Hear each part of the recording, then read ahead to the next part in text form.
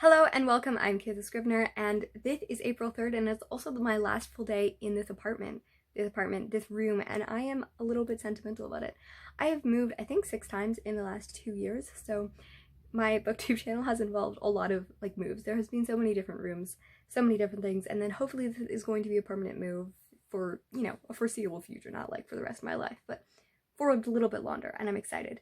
Right now, I am listening to Becoming by Michelle Obama, and I am very emotionally attached to it. I'm also just moved by it and impacted by it. I think that it is incredible. I've had choked up crying through a lot of it. Not weeping, but when you you can't barely breathe because you're crying, but there's not a ton of tears. That's what I'm having a lot, just out of emotions of grief and miscarriage and racism and women in the work, so many very relatable experiences. It is political, but also there's a lot of the aspects that it's not a heavy-handed political memoir. A lot of the times, right now, I'm in the section which she's talking about the presidency, and she just started the second term, and it does go over some of the things that goes on during his terms, but it's more about her emotions and their relationship and how that's affected her rather than the actual politics behind it, if that makes sense. So I really appreciate that nuance, and I think that is a good view into the humanity of famous people, because we often just now them, and she had a very quick time for being completely normal and even impoverished to being a woman that has a motor car and is being watched and followed and thought about all the time, and it has these different degrees of her seeing the throughout. I'm getting distracted again. Anyways, I really love this and the conversations. I went on a 6-7 minute rant in my original clip, so I'm redoing it because that's a long clip. Anyways, I'm gonna make a review. Highly recommend it, and this reveals a lot of me that I think this is just really sexy. So I am 5 boxes and I still have so many to go. This is going to be an adventure. Read really good books. I read Becoming, extraordinary, read Search of Meaning, which I was kind of disappointed in, but that's because my hype was so big. Then I read Albatross and was astounded again. It's just unique and amazing and wonderful. And then we have currently through Sourdough, because I felt like this is the kind of similar mood, and I'm just gonna read every book that Ariel Bissett has ever recommended apparently. So that's what this weekend is. I'm not loving it as much as I did Becoming and Albatross. The pile of books is already stocking so that I can reuse the boxes. Moving day got delayed by a day. We still moved a bunch of books, as you could see, and some clothes. However, my recruiters were not feeling great, so we delayed it. But look at this. It's 1 a.m., the day after I'm supposed to be moved, and we're almost there. This is what success looks like. I finished Sourdough, and I really appreciate it, especially the lack of romance in it. There's not a lot of times when we're able to see a woman, especially in her early 20s, just exist without romance, and not even to be objectified, not to really have anything. And there's men in the story. It's not like men aren't there. It's just men aren't there to get in her pants, and thank you. Especially when written by a man, that is really nice. I really enjoyed. I'm trying to figure out the best way to do reviews, because I write Goodreads reviews for every single one of my books, and very little people see it because Goodreads isn't the best at a way to show reviews. And then I can't film a video for every book that I read because of the fact that, I read around 15 to sometimes 25 books a month, and that would be every day, and I don't have energy for that. However, right now I'm reading Hammer of Thor because I have a live show for it in approximately 15 hours, probably around that. So I'm enjoying it. I just started. We're listening to it 3 times, so hopefully I will have it done because I have church and then we're moving and then we have a live show. So it's gonna be tight, although, like normal, Demigods and Donvas, we don't always finish the book. So I'm the only one who has actually read the book before, which is the first time ever happening. So I do have the upper hand in that. However, I really love Alex.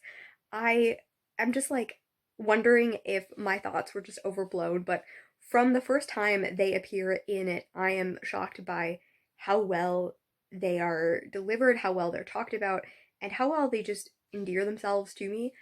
I think it's more I was less endeared to them at the beginning because they come off as a little bit of a jerk, but what a standout character, especially to have in the second book and to immediately become one of the core members.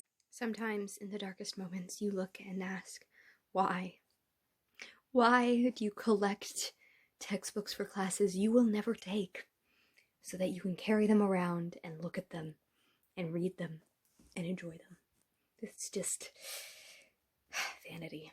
The only reason to buy mass market paperbacks of classic novels, having the Shadowhunters books in this big, very large, very cumbersome box, has nothing to do with my indication or love of the series whatsoever.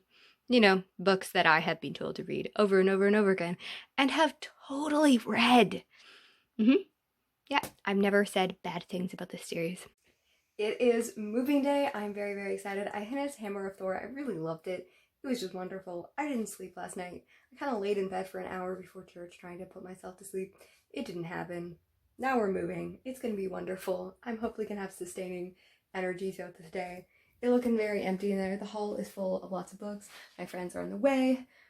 We're having Indian food for lunch, and then we're just gonna get our little stuff out. Now at my new place, we are just waiting for the other car to get here because they don't drive as fast. However, what is going on right now? I am realizing that I haven't driven in a while with a bunch of people in the back and or like my entire trunk and back seat and passenger seat full of random crap, and it's a lot heavier when you're trying to accelerate, when you're like kind of drifting when you're going in and off the highway. It's this makes me sound like a terrible driver. I was very responsible. I slowed down, extra careful, and was a good driver. But back in 2018, the summer of 2018, I lived in 4 different places, and at one point I was transitioning in a bunch of places, so I kept my books in my trunk and back seat for a full month. I was like, I'm not unloading them. I'm not even taking them out of the car other than like 1 or 2 that I needed for a video. But I couldn't find anything because they were stocked up. And the funny thing was that they actually fit now. Now I can't even like barely fit my books all in there, even with the fact that I already taken 3 loads of books already. Not full loads, but well, last night was fairly full. Anyways, it's an adventure. We're gonna have curry, we're gonna celebrate, and then we're gonna take all of this crap in. It's gonna be wonderful. As far as you can see from the sun to the other side is a land of books, whose bookshelf just did not fit in the car, and this is going to be a major issue because we're in a pandemic and trucks are far and very far between. Hello, so I am in my new room. It's a little echoey still in here because it's not full.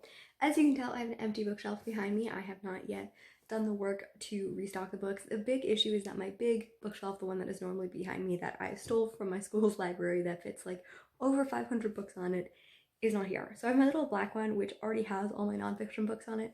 It doesn't even fit all my nonfiction books. Then I have this one, and I have to fit somehow over 600 books on it, and it's gonna be an issue. This is now Tuesday night, so I have been in here for 2 days. I've like recovered. I pretty much slept 17 hours of both days, so that's why there has been no update on this one. I've not really done any reading. During this vlog, I finished Becoming. I did so many vlog takes of me going on and realizing like, you just talked about this book for 9 minutes. That could be a video on its own. So I'm really excited to look over my notes and do a review on Becoming. I read The Meaning of Life, A Man's Search for Meaning by Viktor Frankl, which covers his story about concentration camps and how that encouraged him to do logos therapy or existential therapy, which I really enjoyed. But having known a lot about the story before, I feel like it didn't live up to the hype, especially since that is kind of one of the therapies that I inspire and do a lot of therapy for.